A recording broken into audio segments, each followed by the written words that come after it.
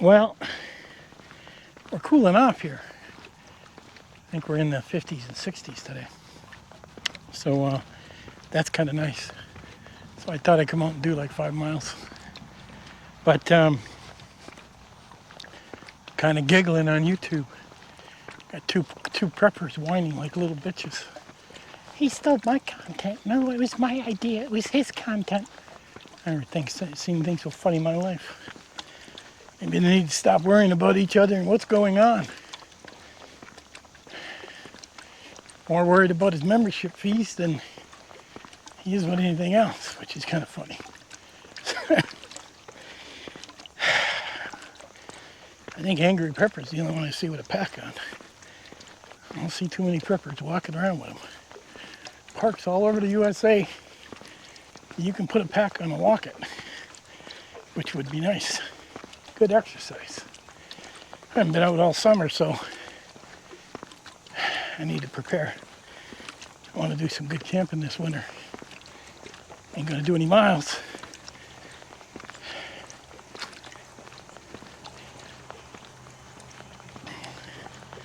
Now what else? Oh, I seen, I was kind of giggling. Piney Prepper. He went out camping with his wife for a weekend. Ended up going on a long weekend.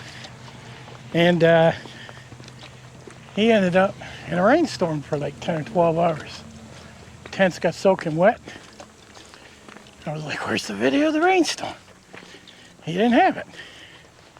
I was like, man, oh man, that's too bad. But he should have been able to do it. I mean, he was car camping, he wasn't backpacking. What would he have done if he would have went out there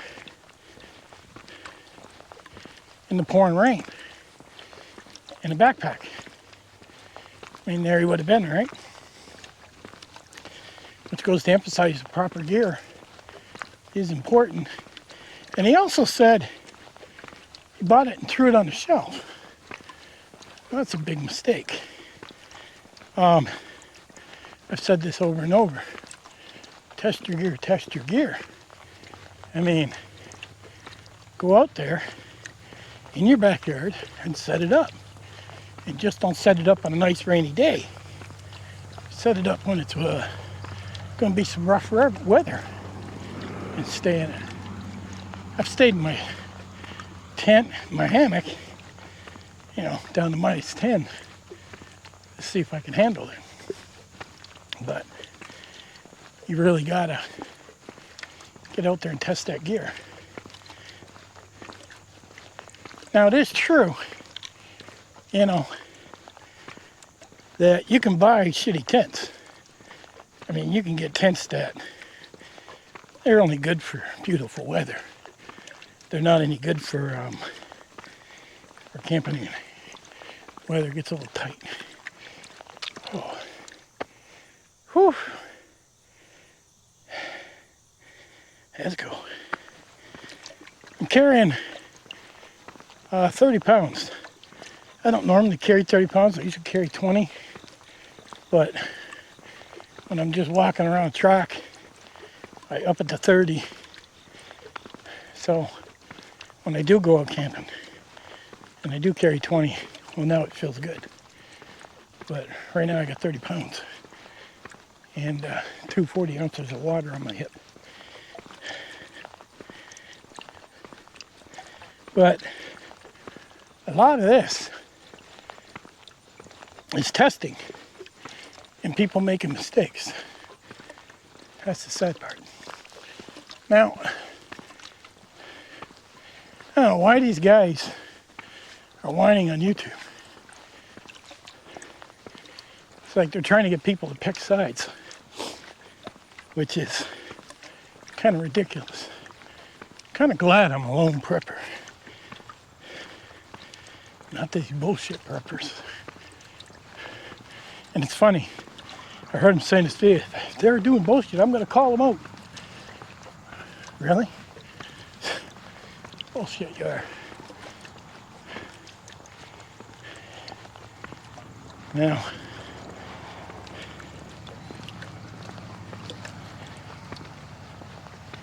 You're not getting in shape by sitting behind your desk or not wearing your pack.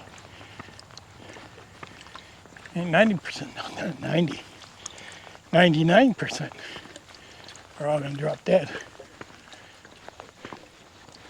You got to get out and walk. I'm sorry, it's just how it is.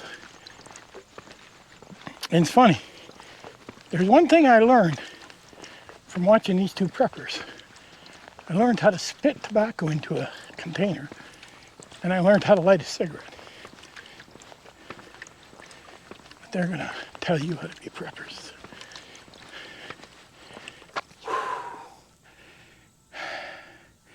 Get off your ass and exercise. And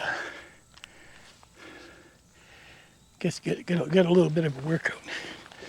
Better to go in the morning when it's not too hot.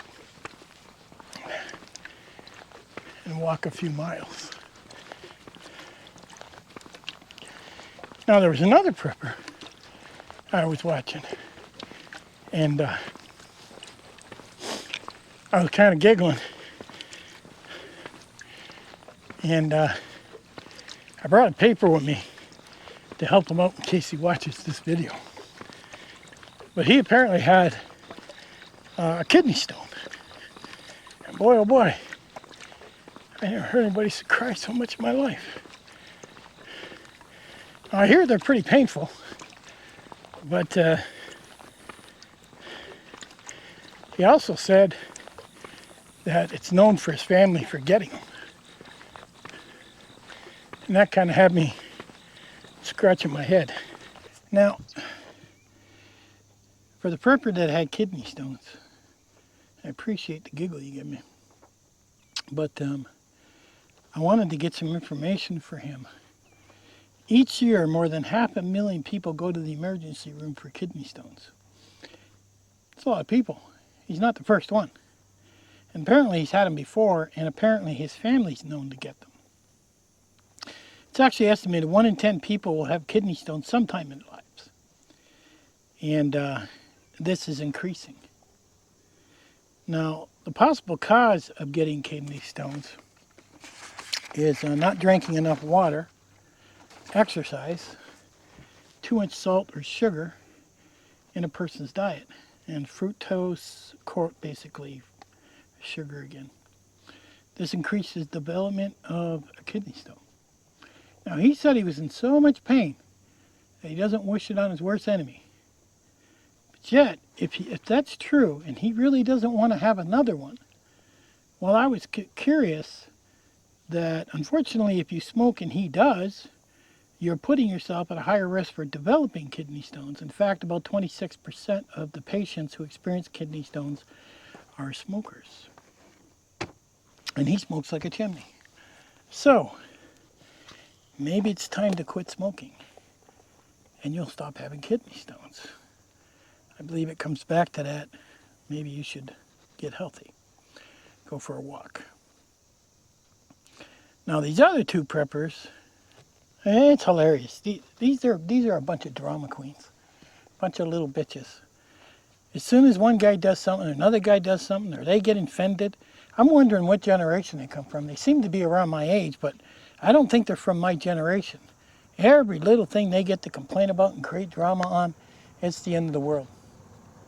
He was more concerned about getting his memberships organized than he was anything else. I don't know. There is another prepper. Every time I watch his video, I don't know what's wrong with this old man. He talks about government all the time. I never really worry about government that much. I mean, I have no control over it.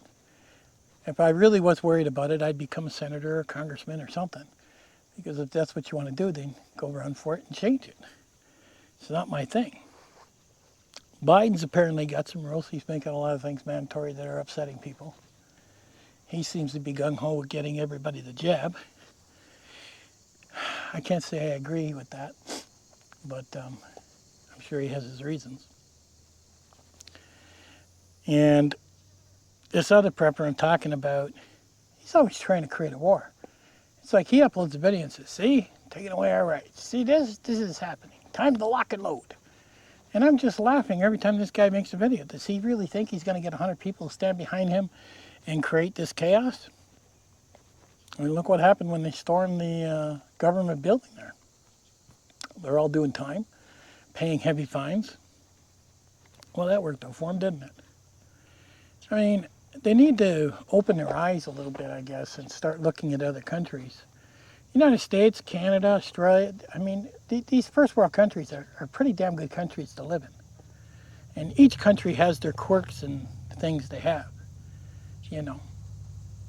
You know, like in the United States, we can carry because of rules that were put in place many moons ago, where in Canada you're not allowed to carry. But Canada has a universal, what do you call it, medical. Like, it's like there's things good about the U.S. and things good about Canada and things good about Australia.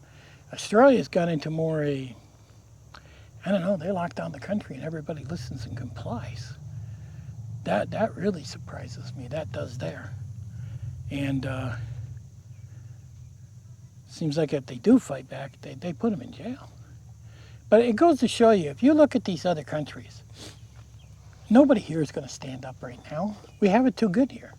We can work, we can make a living, we can buy our toys, and as long as we can do that, nothing's going to happen here. I mean, you just got to look in the news what's going on with Afghanistan and what they do to those women and those men, and I mean, murder's not even a court thing. It's just like, all right, you believe in the wrong thing, you're done. And they're getting in line. Well, if they're willing to get in line, as human beings, we're willing to put up with an awful lot. And we get in line. Look at North Korea. So people that make videos that say, we got to stand up.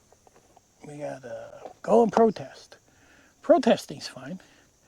And if you have enough people that protest, I'm sure people listen. But it takes big numbers. You need 1 million people to go out there and protest. I don't know how people do that. I really don't. I've watched, you know, the BLM do it and stuff, and I would have loved to have gone to a couple protests, but I can't. I mean, I work for a living. I got to pay bills. I got a family to support. I just can't pick up, you know, on a Wednesday and say, okay, I'm gone for 3 days, and just the cost alone. When you get to these places, motel costs, food costs, gas prices.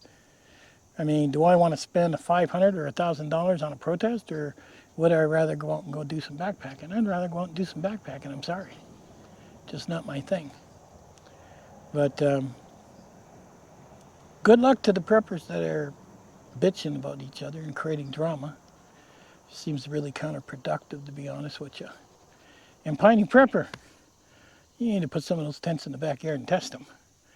That was kind of embarrassing as a prepper.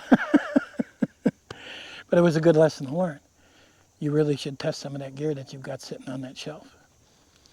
And to the guy that got the kidney stone, quit smoking, dude. You might stop getting kidney stones. Anyhow, I'll catch you guys on the next one. Get out, put the pack on, go walk a mile, and come back home. It doesn't take long, 15 minutes. You know, take 15 minutes every day and get out and do a little bit of exercise. I definitely, obviously, need to walk more. I've been sitting so long all summer that it's going to take me at least 2 or 3 weeks to get back to where I was before. And keep in mind, I am 57. I am 230 pounds, 30 pounds overweight in my view. And if I can get out here and do it, then you can. I'm obviously an old man. Anyhow, I'll catch you guys on the next one.